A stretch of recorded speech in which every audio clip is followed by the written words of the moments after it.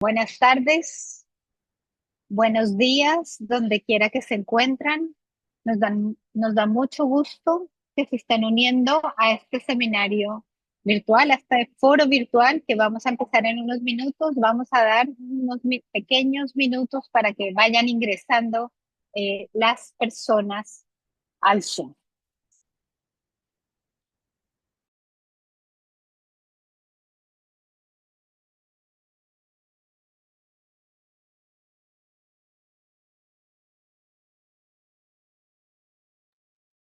Good afternoon, good evening, wherever you are. We will begin this virtual forum very briefly. We want to invite any of you. This conversation will take place in Spanish. If you need interpretation, please remember to click on the icon that is at the bottom of your screen that indicates interpretation and then choose English so that you can listen to the interpreted conversation. Thank you for being here with us today.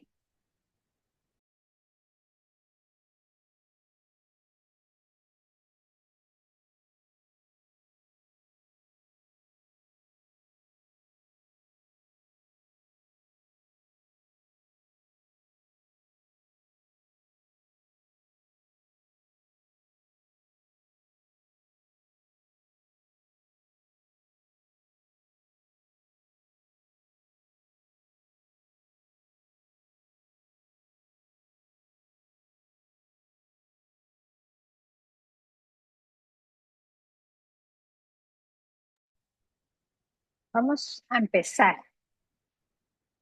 Eh, Les quiero dar la bienvenida a todos ustedes y en especial quiero agradecer a nuestro panelista por esta hora de su valiosísimo tiempo que nos va a dedicar para que tengamos este foro virtual.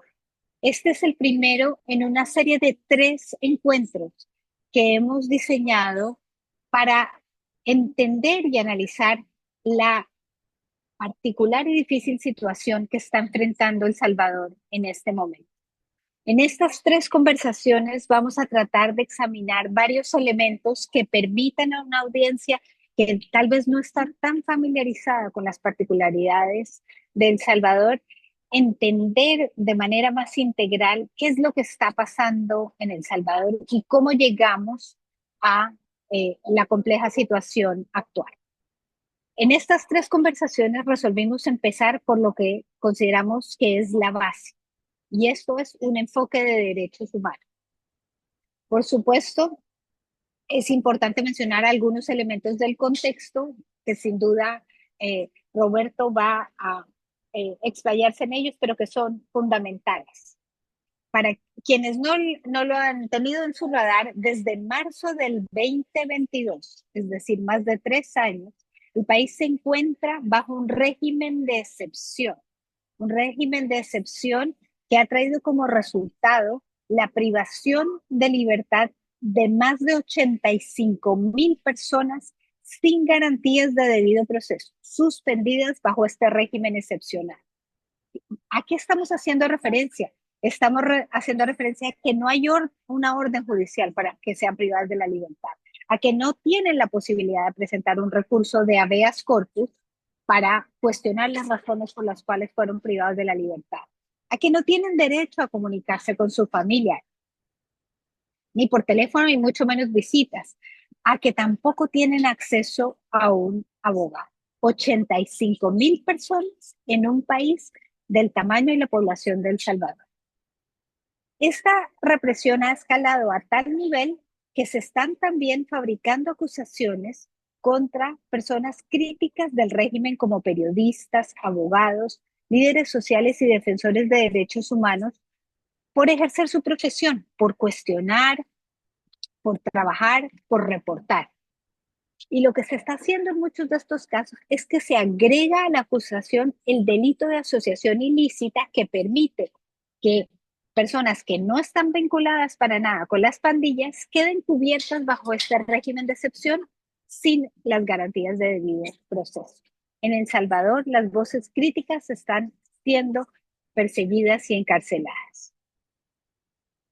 En todo este contexto, con la llegada de la administración Trump a Estados Unidos, lo que vimos fue el acuerdo, el ofrecimiento de El Salvador que aceptó la administración Trump, bajo el cual se pueden enviar personas que van a ser deportadas a terceros países a El Salvador. Y es así como un poco más de 250 hombres venezolanos que se encontraban presentes en Estados Unidos fueron deportados a El Salvador, a una prisión salvadoreña. El Salvador estaría recibiendo una remuneración económica por este intercambio. Por lo menos esa es la parte del acuerdo que se compartió en los medios de comunicación. Hasta la fecha no hemos podido ver el texto tampoco de ese acuerdo internacional para entender cuáles son todas las condiciones, bajo qué derechos o bajo qué condiciones que las personas están siendo privadas de libertad en El Salvador. Este hecho no solo es una violación de derechos humanos, sino que también nos está invitando a reflexionar en torno a cómo se están borrando las fronteras, cómo hay esta especie de mezcla entre jurisdicciones entre el control migratorio y el derecho penal. Lo que estamos viendo es que muy fácilmente un gobierno etiqueta a unas personas como miembros de una organización criminal sin ningún tipo de pruebas a partir de elementos absolutamente superfluos, como si tiene un tatuaje o la ropa que viste, se les etiqueta como tal y eso conlleva una privación de la libertad indefinida, según parece. Paradójicamente, este acuerdo entre Estados Unidos y El Salvador volvió a poner en el debate internacional lo que está sucediendo en El Salvador, que un poco se había normalizado y había pasado a un segundo plano.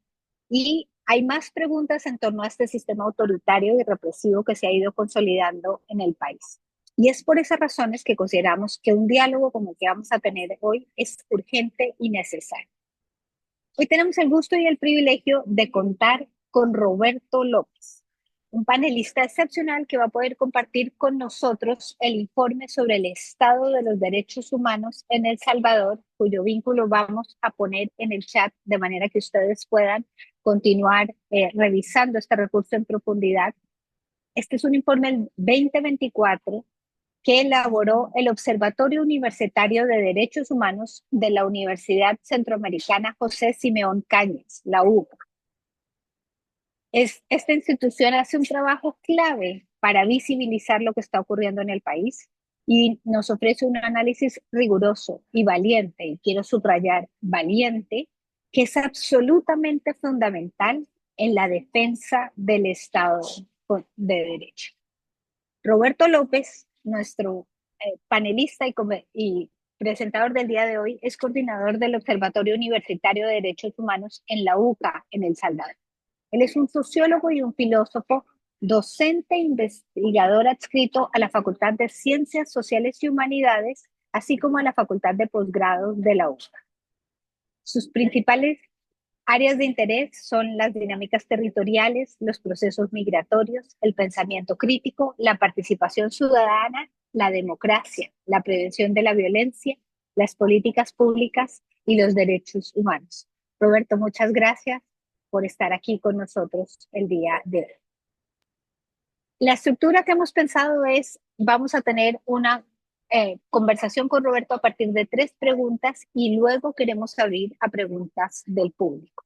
Para ello, quiero invitarles a que utilicen la caja de Q y A que aparece también en la parte de abajo de su pantalla al lado de la interpretación y allí les invitamos a que agreguen esas preguntas. Vamos a intentar organizar esas preguntas y abordar el mayor número de ellas posibles eh, en la parte final del evento. Así que sin más, y porque el tiempo es muy valioso, comencemos. Roberto, muchas gracias por estar acá. Un gusto saludarles. Bueno, según lo que documenta el informe al que estamos haciendo referencia, ¿cuáles son las violaciones a los derechos humanos más frecuentes y cuáles son los patrones que ustedes han identificado en El Salvador y que les preocupan? Bueno, en primer lugar, reciban un saludo desde acá de San Salvador, desde el campus de la UCA.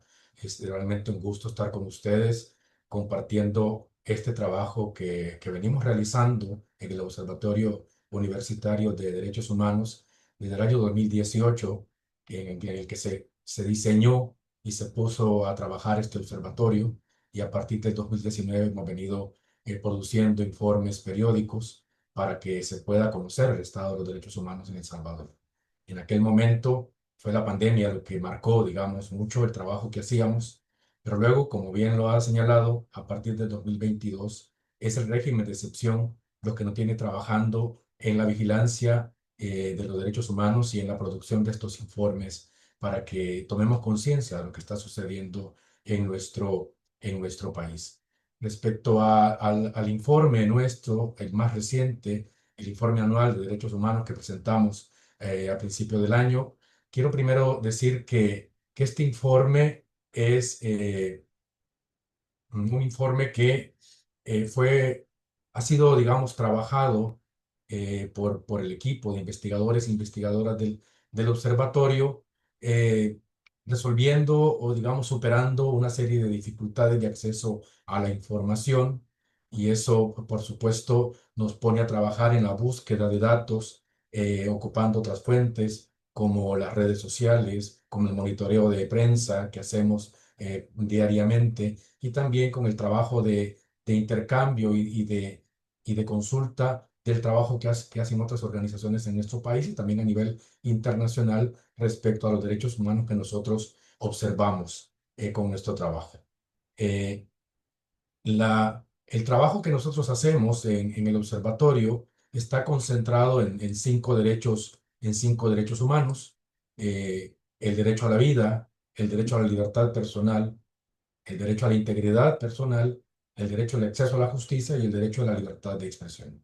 Concentramos nuestro trabajo en esos derechos porque también consideramos que son como derechos claves en este marco de régimen de excepción.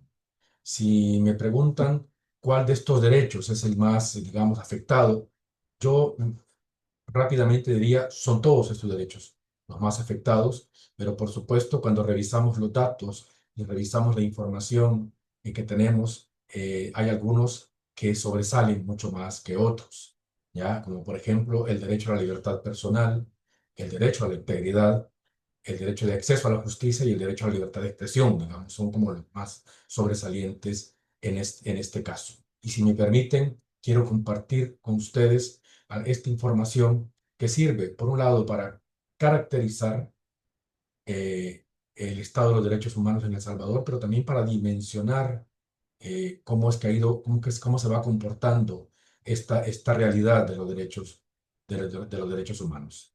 Y lo primero que hay que decir es que el régimen de excepción que lleva más de 3 años, como bien se ha señalado antes de vigencia, es un régimen de excepción que eh, eh, por supuesto que está contemplado en la Constitución de la República, la aplicación de un régimen de excepción, pero en la Constitución claramente establece que este régimen se aplica siempre y cuando el país se encuentre en una situación de emergencia y que la seguridad de la sociedad esté en riesgo. Pero además dice que el régimen de excepción es una medida transitoria y que no debería de prolongarse más de lo necesario y solamente debería de aplicarse mientras el Estado primero toma el control de la situación, pero sobre todo cuando el Estado define una política de seguridad que deberá de implementarse eh, en nuestra sociedad, y una vez dadas esas condiciones, el régimen de excepción debería de dejar de aplicarse. Por tanto, no está pensado para que sea una medida permanente o una medida demasiado prolongada, sino, como digo, mientras el Estado define una política pública, una política de seguridad pública bien diseñada y bien implementada. Ya desde ahí ya comenzamos a tener un problema con el régimen de excepción por el tiempo que lleva ya prolongado. 39 meses se cuentan ya hasta mayo de este año de su vigencia. Y por otra parte, también hay que decir que este régimen de excepción ha deteriorado las garantías sociales y las garantías procesales y los derechos fundamentales de la población. Eh, en nuestro informe anual se habla de más de 85.000 personas detenidas de forma arbitraria. Eso ahora hay que actualizarlo. Hasta mayo del 2025 ya hablamos de más de 86.000 personas detenidas de forma arbitraria. Eso por una parte. Y por otra parte, también estas detenciones han puesto también la alerta en el sistema carcelario de nuestro país, porque hemos documentado y estamos observando condiciones carcelarias inhumanas, un hacinamiento extremo, hay una falta de atención médica en las personas privadas de libertad y también, lamentablemente, se reportan más muertes bajo la custodia del Estado.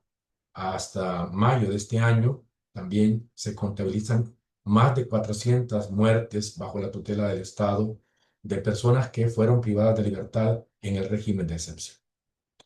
Luego hay también un dato que es importante tenerlo en cuenta, y es que muchas personas, cuando hablan del régimen de excepción, consideran que ha servido para recuperar la seguridad pública en nuestro país. Y ciertamente hay territorios en nuestro país que en los que ahora se puede transitar, ¿verdad?, más libremente a distintas horas del día, eh, pero eso no significa que la violencia haya desaparecido totalmente. Y hay registros de otras formas de violencia, violencia sexual, violencia basada en género, violencia digital, que se han incrementado tremendamente o que han mantenido, digamos, niveles preocupantes. Por ejemplo, en el caso de la violencia sexual, tenemos registros de más de 468 hechos de violencia sexual registrados hasta este mes, hasta el mes de mayo. ¿Ya? Y por otra parte, el sistema de acceso a la justicia es un sistema que está erosionado y que no está cumpliendo con su trabajo para que las personas, la ciudadanía en El Salvador, se sienta protegida y, digamos, y considere que encuentra ahí en el sistema de justicia una herramienta de protección. Por el contrario, el sistema de justicia ahora genera muchas dudas con respecto al trabajo que tiene que hacer en materia de protección de los derechos humanos de las personas. Y por supuesto, hay una restricción muy fuerte a la libertad de expresión y al acceso a la información pública. Hay censura, hay hostigamiento en el trabajo periodístico y en el trabajo de defensa de derechos humanos. Y por supuesto que las plataformas de datos oficiales se encuentran desactualizadas y por tanto no nos sirven como una fuente confiable de información. Sobre el derecho a la vida, rápidamente les comento, hay graves retrocesos en el derecho a la vida y aunque los datos, como digo, reflejan una reducción importante en el número de homicidios, hay que ver con cuidado esos datos. Primero porque hay subregistro. Hemos detectado un subregistro de los datos. Por ejemplo, en el caso de osamentas humanas que se han ido encontrando, ya estas osamentas humanas no están debidamente incluidas en las estadísticas de homicidio. Por otra parte, la forma de registrar los homicidios, la forma de contabilizar los homicidios, también encontramos ahí problemas en las instituciones del Estado, porque no cuentan, por ejemplo, las personas fallecidas en enfrentamientos armados con agentes de seguridad y tampoco se registran personas fallecidas al interior de los centros penitenciarios.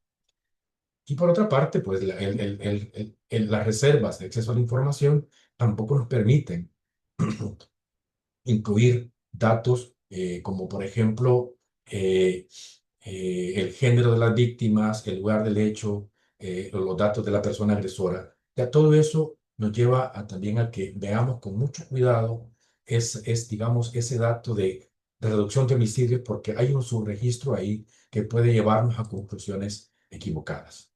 Por otra parte, hay que destacar también la violencia feminicida, que también se ha incrementado, pero que encontramos muchas incongruencias entre los registros de la Policía Nacional Civil y registros que hace la sociedad civil al respecto. ¿Ya? Por ejemplo, en el 2024, la Organización de Mujeres Salvadoreñas por la Paz reporta 39 feminicidios y en ese mismo periodo la Policía Nacional Civil solamente reporta 4 casos. Entonces, esas diferencias también es importante verlas antes de llegar a conclusiones al respecto.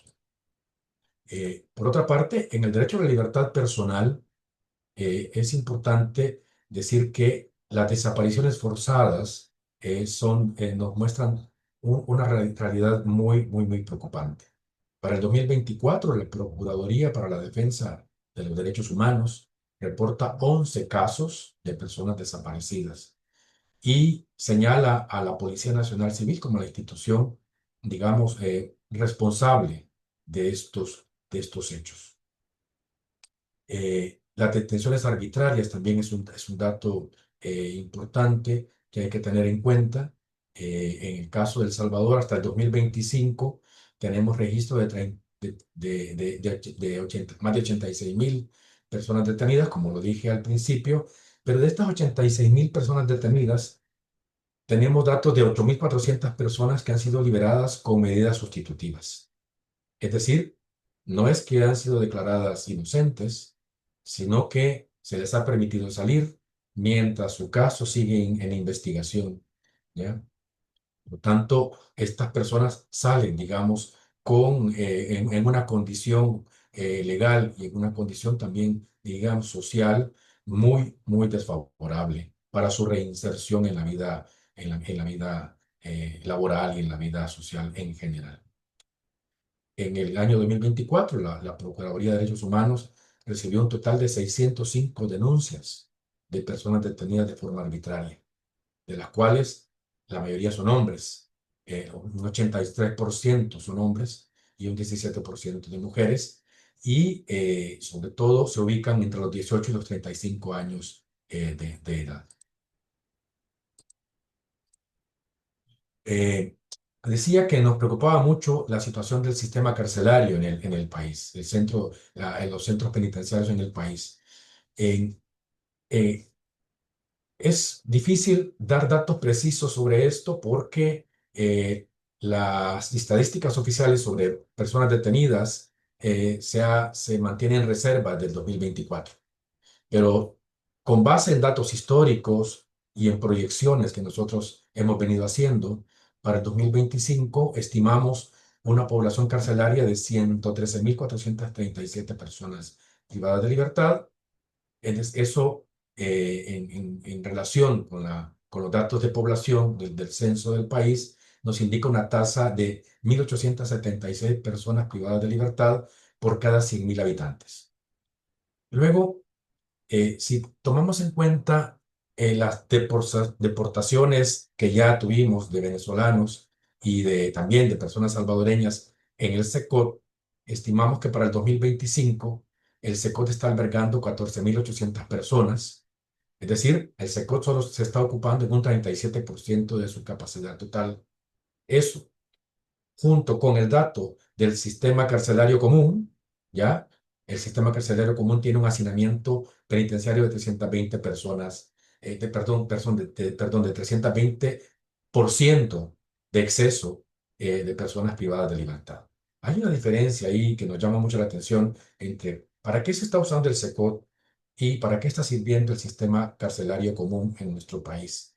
Esa diferencia nos llama mucho la atención, pero por supuesto nos sigue preocupando mucho ese hacinamiento penitenciario en nuestro país. Luego, sobre el derecho a la integridad personal, hay un uso desproporcionado de la fuerza en este caso. eh, Entre enero y marzo del 2025, la Procuraduría de Derechos Humanos recibió 11 denuncias en este sentido y los perpetradores en más del 50%, pues sigue siendo la Policía Nacional Civil en este caso. La Procuraduría General de la República, por su parte, eh, nos muestra datos de personas afectadas, sobre todo niñez, adolescencia, y sobre todo quienes más salen afectadas son jóvenes, mujeres, en este caso. Luego, sobre el derecho a la justicia, quiero dar también alguna información y hay que decir que nos preocupa mucho esta parte porque Hay un debilitamiento sistemático del sistema de justicia en nuestro país y hay un colapso de los mecanismos de defensa pública y de procesos constitucionales. Sobre defensa pública, hay que decir que hasta septiembre de 2024, la Procuraduría General de la República contaba con 550 defensores públicos. Pero en diciembre del mismo año, ya solamente habían 356 defensores públicos activos en todo el país. Es decir, se redujo la cantidad de defensores públicos en el país. La unidad de defensa pública, por ejemplo, en El Salvador, que es la encargada de brindar asistencia a procesos penales comunes y sobre todo de casos relacionados con el régimen de excepción, pasó de 232 defensores a 165. Se redujo en un 30%. Eso tiene que ver con ese decreto que en el país se aplicó, en el que se dejaba, digamos, fuera del sistema a abogados y abogadas, jueces y juezas que cumplían su edad de retiro y por tanto, pues se les pedía presentar ya digamos, o abrir ya su proceso de retiro, pero no se contrató a más personas digamos, mantener la capacidad del sistema de justicia. Eso, pues, por eso es que decimos que ha llevado a un colapso del sistema de justicia y sobre todo en el caso de los mecanismos de defensa pública, y lleva a que la carga laboral de los defensores públicos sea sumamente crítica. Cada defensor en esta unidad penal lleva un promedio de 206 casos. ¿Ya? Eso es lo que tenemos, por lo menos, de los datos del 2024. En cuanto a procesos constitucionales, pues hay que decir que hay una severa restricción del acceso a mecanismos de control constitucional. Eh, en el 2024 registramos 1.352 procesos constitucionales, de los cuales 969 eran habeas corpus, 294 amparos y 89 inconstitucionalidades. Pero de todo esto, solo 52 procesos fueron admitidos. Y de estos 52 procesos admitidos, 29 eran habeas corpus. Que ahí hay que decir, y creo que es importante la aclaración, sí se pueden presentar habeas corpus en el marco del régimen de excepción. Pero vean este dato: 29 habeas corpus que fueron admitidos en el marco del régimen de excepción en el 2024, 28 fueron improcedentes e inadmisibles. ¿Ya? Es decir, al final de cuentas, las personas saben que pueden presentar una habeas corpus, pero tienen muy poca esperanza en que esto vaya a tener resultados, digamos, esperanzadores, por lo menos en este caso.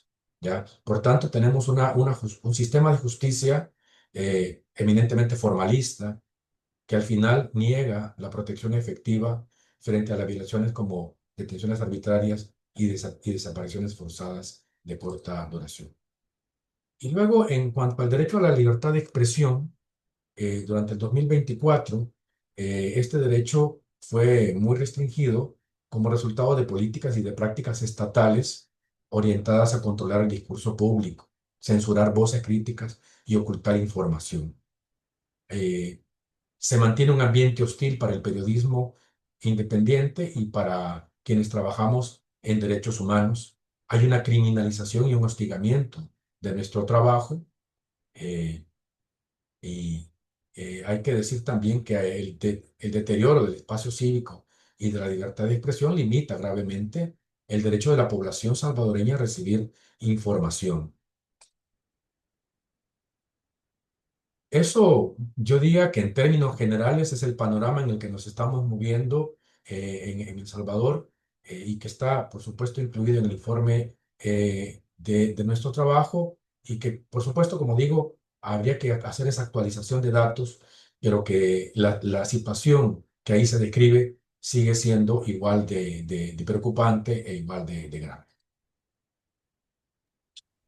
Roberto, muchas gracias y gracias por la aclaración en torno a la habeas corpus. Sin embargo, es impresionante, solamente 52 recursos admitidos, eh, perdón, 52 presentados, 29 admitidos, 28 improcedentes. no es un recurso que existe, ¿no? En la práctica no existe, ciertamente. Sí, sí, En la sí. forma sí, pero en la práctica no. Bueno, no todo el mundo está familiarizado con el régimen de excepción establecido en el 2022. Yo creo que es interesante un poco tratar de reflexionar y de entender cómo ha respondido el Estado de Derecho en El Salvador frente a este régimen de excepción. Yo siempre reflexiono en torno a la dificultad de explicar el concepto de Estado de Derecho para la población que no está familiarizada con este término, entender cuál es el sistema de controles, de frenos, de pesos y contrapesos que está establecido en el régimen constitucional salvadoreño. ¿Qué control tiene la declaratoria de estado de excepción? ¿Cómo se verifican si las condiciones lo siguen justificando y si cualquier medida se puede dictar bajo este estado de excepción o no todo es admisible bajo el estado de excepción? Entender un poquito de esos elementos yo creo que sería muy valioso para nuestra audiencia. Claro, por supuesto. Eh, Veamos, el régimen de excepción, como dije, está contemplado en nuestra Constitución y puede ser solicitado, digámoslo así, por el presidente de la República cuando considera que la situación del país es tan grave y las medidas que se deben aplicar son tan urgentes que solicita esto. Pero eso no es automático, es decir, debe pedir a la Asamblea Legislativa que estudie el caso, que analice la situación, que haga las consultas necesarias y es la Asamblea Legislativa la que debe, digámoslo así, dar su autorización para que se aplique el régimen de excepción, porque su aplicación implica el que algunos derechos dejen de ser, digamos, considerados temporalmente, como el derecho de asociación, el derecho de reunión, el derecho de tener, digamos, una defensa pública, etcétera, el derecho a la comunicación con familiares de las personas detenidas, el derecho a un debido proceso, ya, en general se vieran restringidos en este caso. Pero por eso es que yo también enfatizaba que el régimen de excepción contemplado en la Constitución es una medida transitoria y que no debe aplicarse más allá de lo necesario. Eso es importante. Claro, dicho así, queda como muy, digamos, como muy abierto para que si el presidente o la Asamblea Legislativa consideran que no han sido superadas las condiciones, pueda seguirse aprobando o renovando cada mes, porque se aplica por un mes, ¿verdad? En este caso. Ya. El problema que tenemos en El Salvador es que también está el sistema de justicia que se mira afectado por un régimen de excepción, ya que debe plegarse, digámoslo así, a las condiciones que este régimen establece. El- en el caso de El Salvador, tenemos una presidencia que tiene una asamblea legislativa totalmente a su favor, ¿ya? Y un sistema de justicia con jueces que han sido nombrados por esta misma Asamblea Legislativa que está a favor del presidente. Por tanto, tenemos aquí un problema de muy bajo nivel de autonomía, digamos, de estos órganos del Estado que están prácticamente trabajando a favor de las decisiones y de las peticiones o exigencias en algún momento que plantea el Ejecutivo por medio de la presidencia de la República. Eso es lo que nos ha generado tanto problema en nuestra labor de vigilancia de derechos humanos, porque no encontramos una institucionalidad en el Estado que primero que nos escuche, luego que entienda la gravedad que estamos tratando de mostrar con estos datos de violaciones a los derechos humanos y que además entiendan que si el régimen de excepción fue aplicado para recuperar, digamos, la tranquilidad o recuperar ciertos niveles mínimos de seguridad en los territorios, ¿ya? Y por una parte tenemos una publicidad gubernamental que está diciendo que El Salvador ahora es mucho más seguro que antes y que incluso dicen que El Salvador es el país más seguro de América Latina, si no es que del mundo, ¿ya? Entonces ahí vemos una contradicción en el discurso gubernamental. ¿Es un país seguro o no lo es? Y si lo es, ¿por qué entonces es necesario un régimen de excepción que lleva más de 3 años? Al final, la conclusión a la que llegamos es que el régimen de excepción en realidad actualmente está siendo utilizado como un recurso de publicidad y como un recurso para mantener los niveles de popularidad del gobierno o del presidente en este caso, ¿ya? Y se ha ido distanciando cada vez más de lo que le dio origen, que era que la población pudiera moverse con más seguridad en los territorios, lo cual, como hemos dicho, es muy relativo, porque la población reconoce que puede transitar por los territorios de día y de noche, pero es una seguridad muy vigilada, una seguridad muy, muy controlada por los órganos del Estado, sobre todo la policía y la Fuerza Armada, que son quienes están, digamos, permanentemente vigilando lo que está sucediendo en los territorios. Es una seguridad, digamos, basada en el miedo, basada un poco en la amenaza, porque estas detenciones arbitrarias, cuando revisamos los patrones que han llevado a estas detenciones arbitrarias, han sido porque alguien llamó, fue una llamada anónima y dijo, aquí en mi barrio, aquí en mi colonia, aquí en la cuadra donde vivo, hay un grupo de jóvenes que me parecen sospechosos. Eso basta para que los cuerpos de seguridad lleguen y se lleven detenidos a estos muchachos, ¿ya? Y sin mayores explicaciones, les aplican el régimen de excepción y desde ese momento no tienen acceso a comunicación ni con su familia, ni acceso a una defensa pública, eh, eh, y, y no se lleva el debido proceso en todo el caso, y además no se sabe exactamente en dónde está detenido, lo cual dificulta mucho la labor digamos, de vigilancia, de protección de sus derechos humanos. Eso ha sido parte del patrón que también ha sucedido que la Policía Nacional Civil y la Fuerza Armada en sus recorridos por los territorios, si encuentran a un grupo de jóvenes que les despiertan sospechas, o si les encuentran algún tatuaje, no importa que sea un tatuaje de algún grupo de rock o de alguna marca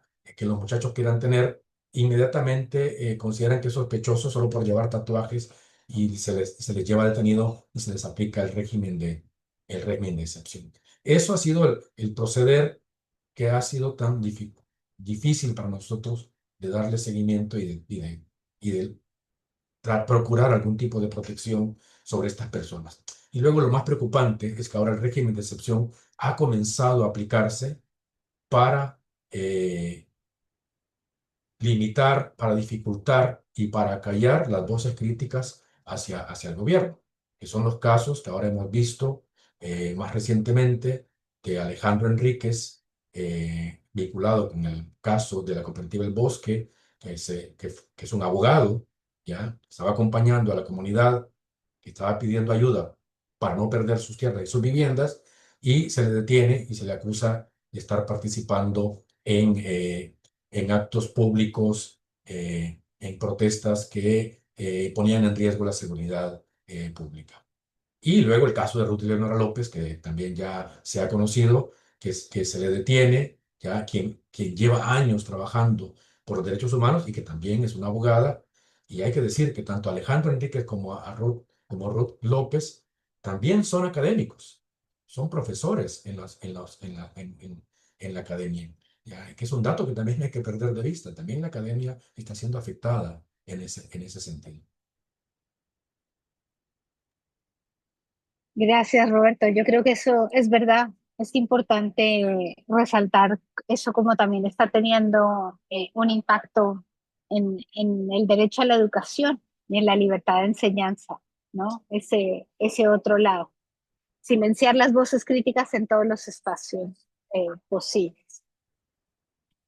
Bueno, la tercera pregunta que teníamos antes de abrir al público, pero aquí quiero empezar a traer las preguntas que ustedes mismos están compartiendo con nosotros es, ¿por qué es importante conocer e involucrarse con la situación de derechos humanos en El Salvador? ¿Qué pueden hacer las personas salvadoreñas y no salvadoreñas desde el exterior?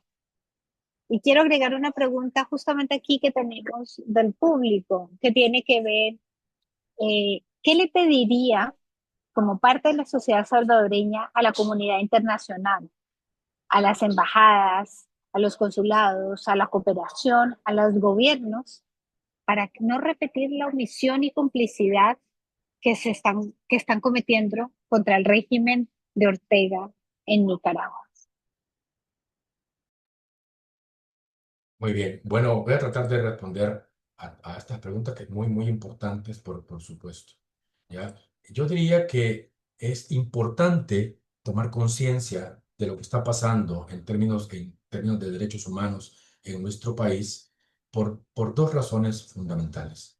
La primera es que eh, desde la firma de los acuerdos de paz en El Salvador se dio inicio a un proceso de democratización de la sociedad salvadoreña. Lo digo en esos términos porque no es que alcanzamos la democracia plena en el país, pero que sí habíamos dado avances importantes en términos de institucionalidad, en términos de protección a los derechos humanos y en términos de una participación ciudadana más consciente, mejor informada y sobre todo más propositiva. Eso me parece a mí que es importante no perderlo de vista porque con lo que está sucediendo en la actualidad en nuestro país, estamos perdiendo mucho de lo que habíamos avanzado en ese sentido, ¿ya? Y aunque no hemos perdido plenamente todo esto, pero estamos retrocediendo en muchos aspectos y no debemos permitir, primero, ni el retroceso y tampoco debemos permitir perder totalmente ya la esperanza de la democracia allá en nuestro país. Y luego hay que tener en cuenta que no hay democracia sin derechos humanos. Eso no hay no hay que ponerlo en duda. Democracia y derechos humanos, digamos, es una combinación indiscutible, ¿ya? Indiscutible. Pero por otra parte, también es importante tomar conciencia de esta información, de estos datos, de esta situación, porque estamos hablando de personas que están siendo víctimas de este régimen y que estas personas necesitan de nuestra voz, necesitan de nuestro trabajo para que su situación no quede en el olvido y que además se les pueda dar acceso a la justicia siguiendo el debido proceso en este caso. Y como digo, estamos hablando, en el caso del régimen de excepción, de más de 86.000 personas detenidas de forma arbitraria y más de 8.000 personas que, aunque han salido bajo medidas sustitutivas, están sufriendo el estigma de haber estado detenidas y que siguen siendo, digamos, personas bajo sospecha según el Estado, y eso les complica mucho su reinserción en la vida de la sociedad. Entonces, en nombre de estas víctimas, es importante que tomemos conciencia de lo que está pasando, de lo que está pasando en nuestro país. Y por otra parte, yo quiero decir que eh, el trabajo que debemos hacer en términos de derechos humanos aquí en nuestro país nos pide un trabajo muy cuidadoso, muy cauteloso, muy fino para recoger información, para recoger testimonios y para construir nuestros informes. Estos informes que presentamos, nuestro observatorio, pero también otras organizaciones en el país que están presentando, se van construyendo muy cuidadosamente, porque sabemos muy bien lo delicado que es esta información. Y entonces eso nos lleva a organizarnos muy bien, a revisar cuidadosamente nuestro trabajo y sobre todo a ir construyendo una red interna o una red nacional de trabajo que nos permite el intercambio de información, pero también nos permite el animarnos a hacer esta labor pues que está siendo complicada y que ahora está siendo muy, muy arriesgada, ¿no? Una labor de mucho riesgo, pero que esa red de trabajo, de colaborativo, de trabajo más organizado, más articulado, es una labor importante y vamos a seguir trabajando en ese sentido con los cuidados, por supuesto, que hay que poner en todo este trabajo.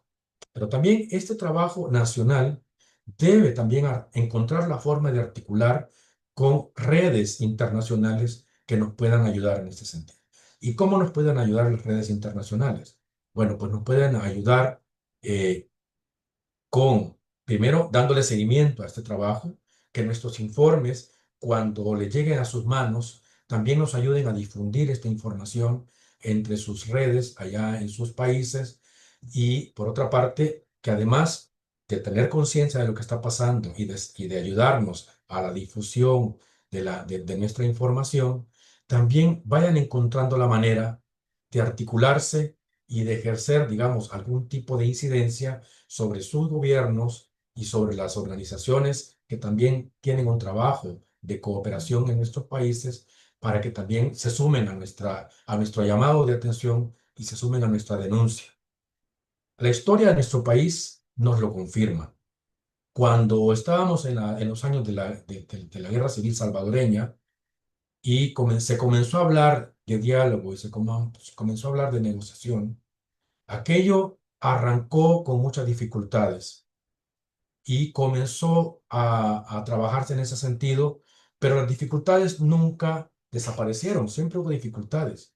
Y fue precisamente la participación de la comunidad internacional, por supuesto, la participación de Naciones Unidas, pero también de los países amigos del secretario en aquel entonces, ¿no? Recordemos, pues, cuatro países: México, Venezuela, Colombia, España, también participaron en esto.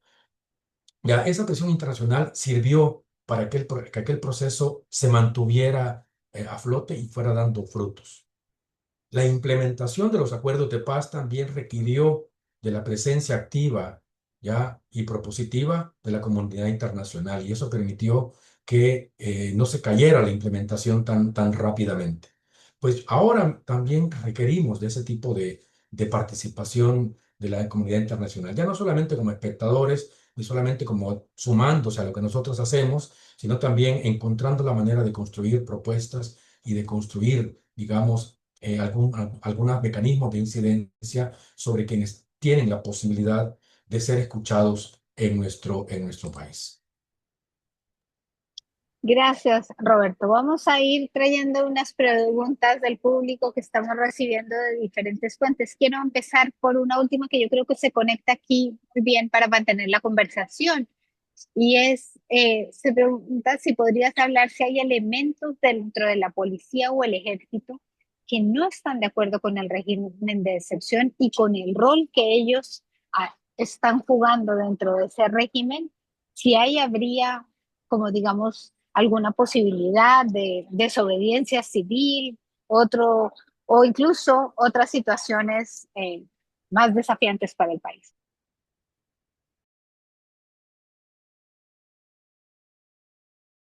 Estás en silencio.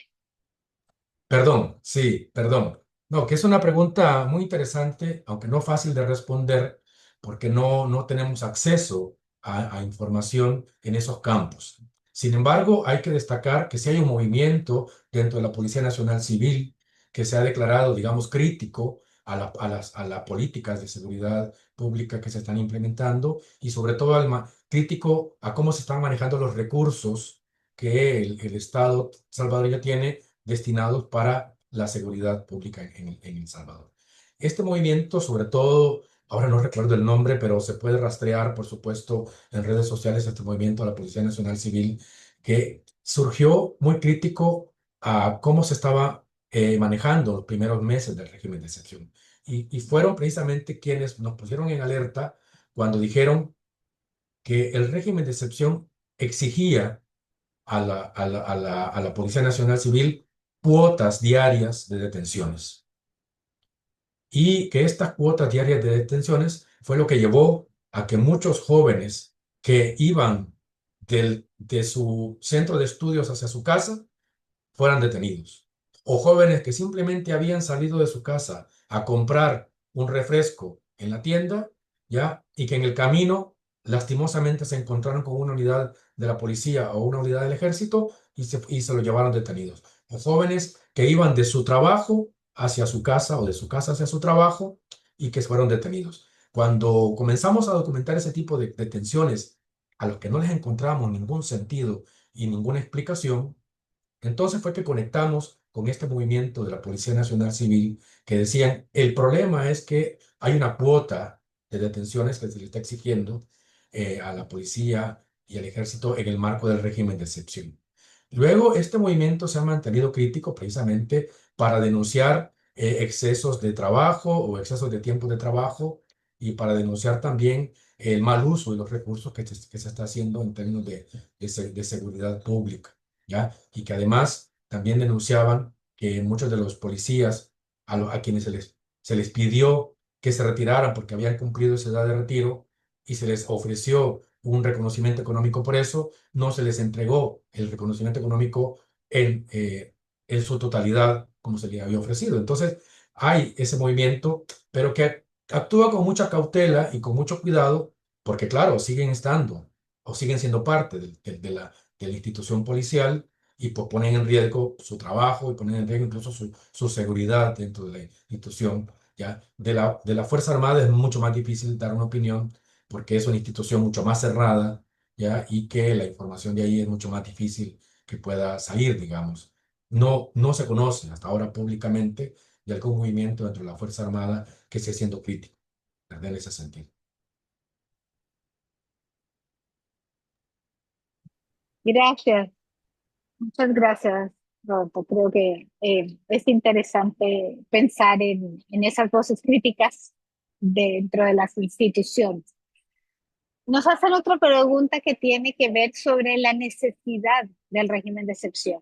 Si ya han habido los suficientes cambios, considerando el número de personas que supuestamente eran peligrosas y, y están siendo privadas de libertad, si se discute algo de la necesariedad de continuar bajo ese régimen o esa conversación y esa reflexión que hacías al comienzo no hace parte del debate público. Vamos a ver, si es parte del debate público entre académicos y entre organizaciones de la sociedad civil que vemos con preocupación los resultados que está teniendo el régimen de excepción en términos de derechos humanos. Ese debate se mantiene abierto y lo seguimos haciendo con toda la intensidad que la situación nacional nos lo permite. ¿Ya?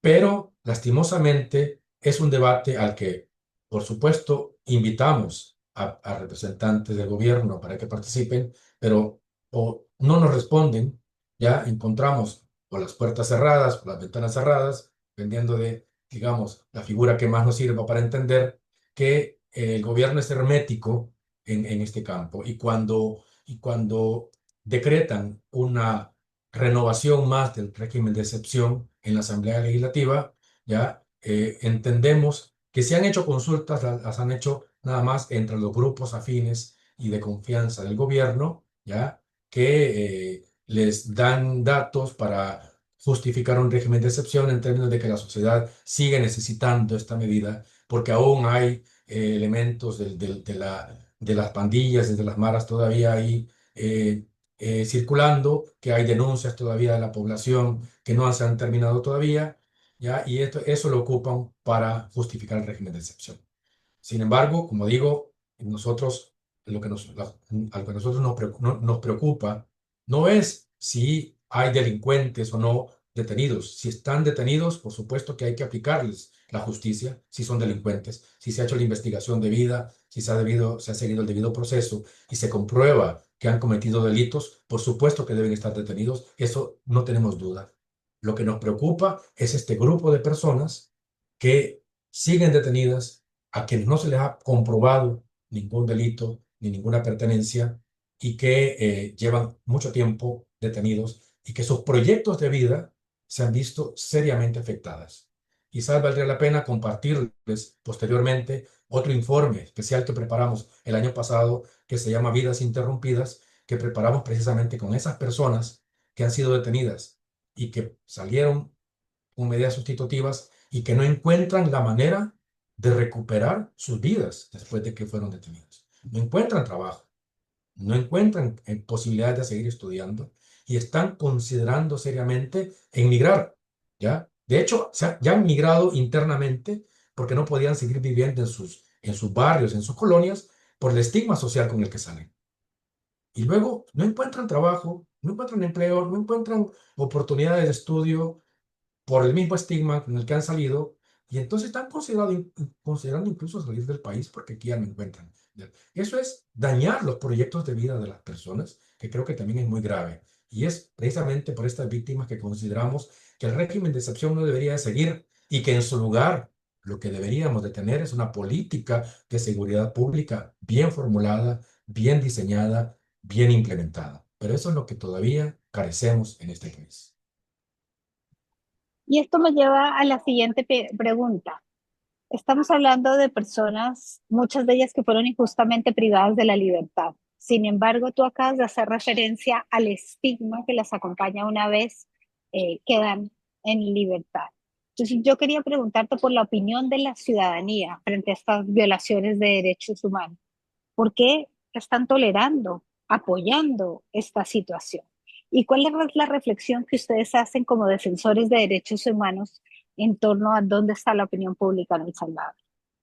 Sí, muy importante esta pregunta, muy importante, porque nosotros que hemos hablado con estas personas y que hemos hablado con sus familiares, ya tenemos muy claro que han sido víctimas de un régimen, ya, y las seguimos considerando víctimas de este régimen.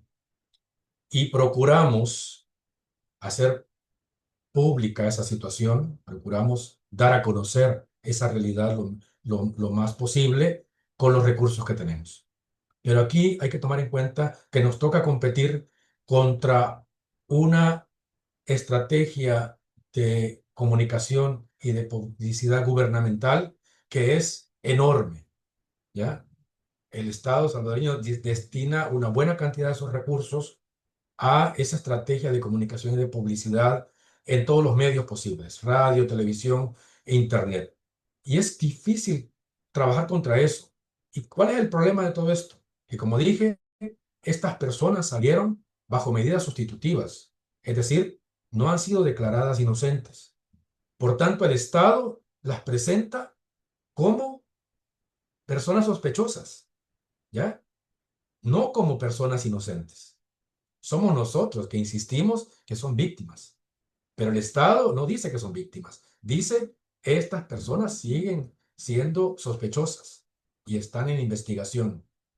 ¿Ya? Entonces, la población que recibe toda esa información de parte del Estado, pues sigue confundida. A ver, ¿son víctimas o siguen siendo, digamos, sospechosas, ¿ya? De haber cometido delitos.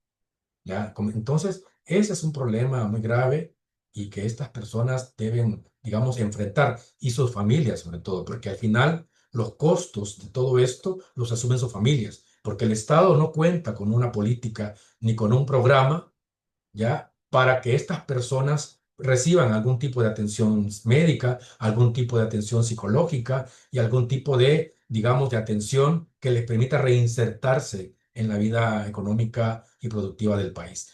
El Estado simplemente los deja salir y no les da ningún tipo de apoyo. Son sus familias que tienen que asumir estos costos. Gracias, Roberto. Quiero terminar brevemente con la última pregunta porque me parece que no la podemos dejar afuera. Y la pregunta es si, en tu opinión, la UCA es uno de los objetivos de la ley sobre agentes extranjeros recientemente aprobada en la legislatura. Muchísimas gracias por esa pregunta. La ley de agentes extranjeros es una ley, en primer lugar, que veíamos hasta cierto punto innecesaria. Primero porque la ley establece que todas las organizaciones no gubernamentales que trabajan en el país deben registrarse, ¿ya? Para poder seguir desempeñándose. Ese registro ya existía. No hay una organización mm, no gubernamental en el país que haya podido hacer su trabajo sin antes haberse registrado en el Ministerio del Interior. Ese registro ya existía. En segundo lugar, la ley establece que las organizaciones deben declarar sus ingresos y pagar impuestos. Eso ya se hacía también, ya se venía haciendo. En realidad, la ley lo que está buscando es otra cosa, es tener mayor control sobre el trabajo que hacen las organizaciones no gubernamentales y, por supuesto, quitarles un poco más de los recursos, de los pocos recursos que ya tenían, ya quitarles estos recursos para que el Estado pueda hacer el trabajo que le corresponde hacer, ¿ya? Que es la política social, ¿verdad? Para su población. Entonces, la ley nos parece que lleva otro objetivo, otra intencionalidad, que aunque no lo dice expresamente la ley, pero nosotros concluimos a partir de esta situación que estoy señalando. Si la UCA entra o no entra en esas categorías que tiene la ley, pues en principio no debería, porque somos una institución de educación superior, no una organización no gubernamental propiamente dicho. El problema con la ley es que la tipificación que hace la deja muy abierta y prácticamente deja a criterio de quienes implementen la ley quién entra y quién no entra. ¿Ya? Y entonces eso es, al quedar tan abierta y tan difusa, digamos, la caracterización de quienes entran, corremos el riesgo de que en algún momento encuentren por ahí algún artículo o encuentren por ahí algún tipo de actividad que hace la universidad para poder meterla dentro de esta ley, porque hay que decir que la ley prohíbe a las organizaciones cualquier tipo de acción que sea considerada política. ¿Ya? Que pueda ser considerada como una política que ponga en riesgo la seguridad del país. ¿Ya? Y entonces, esa manera de plantearlo en la ley es la que, digamos, deja abierto el riesgo de que al final la universidad pueda entrar o pueda ser aplicada la ley sobre la universidad. No debería, como digo, pero eso queda a criterio de quien la implemente. Muchas gracias, Roberto. Soy consciente del tiempo porque creo que esta conversación podría continuar. Creo que hemos quedado muy interesados en el tema. Nosotros vamos a enviar un correo de seguimiento a todos los participantes, incluyendo tanto el informe al cual hicimos referencia hoy como vidas interrumpidas, el régimen de excepción y la ruptura de los proyectos de vida, porque nos parece que este es un tema vital que amerita una conversación. Capaz que podamos volver a tener a la UCA aquí con nosotros para hablar justamente de ese tema. Y también vamos a incluir los vínculos a este seminario virtual que van a encontrar en la cuenta de YouTube de Alianza Américas. Y lo vamos a hacer porque queremos invitar a que compartan esta información con otras personas que no pudieron estar el día de hoy con nosotros. Entender la complejidad de los desafíos en El Salvador es fundamental para transformar la situación y como Roberto bien lo dijo, el apoyo y la acción de todos y cada uno de nosotros es importante para cambiar esta narrativa que le está haciendo muchísimo daño al país y que es lo que está permitiendo que el régimen se mantenga haciendo lo que está haciendo. Queremos agradecerles a todos ustedes por este espacio de reflexión y de discusión colectiva y especialmente queremos agradecerle a Roberto López por su participación el día de hoy, por su valentía y por su claridad. Realmente es un honor y agradecemos mucho tu tiempo, Roberto, aquí. Muchas Por gracias a favor, ustedes. Sí. gracias. Recuerden que lo que está ocurriendo en El Salvador no puede verse como un fenómeno aislado. Eso no está ocurriendo allí. El debilitamiento del Estado de Derecho, la criminalización de la disidencia y el uso del aparato estatal para reprimir voces incómodas son señales que debieran alarmarnos a todos y no están solo ocurriendo allá. Estas conversaciones no solo documentan lo que está ocurriendo, sino nos ofrecen una herramienta para comprender, para resistir y para actuar. Desde la sociedad civil, los medios, la academia y la ciudadanía, tenemos la responsabilidad, como dije, de amplificar estas voces, de exigir rendición de cuentas y de sostener la mirada sobre lo que se quiere ocultar. Les invitamos a que continúen participando en nuestros dos siguientes foros. Aquí estaremos a la misma hora, el 11 de junio, para discutir por qué se instauró un régimen de excepción. Hubo varias preguntas de interés en este tema. Vamos a profundizar más en él. Y el 18 de junio, para entender cuál es el impacto en la narrativa oficial en la opinión pública. Esperamos encontrarlos. Pueden encontrar toda la información de registro en nuestras redes sociales. Muchas gracias. Continuemos atentos, informados, conectados. La solidaridad y la denuncia informada son hoy más necesarias que nunca. Muchísimas gracias a todos. Que tengan un buen resto del día. Hasta luego.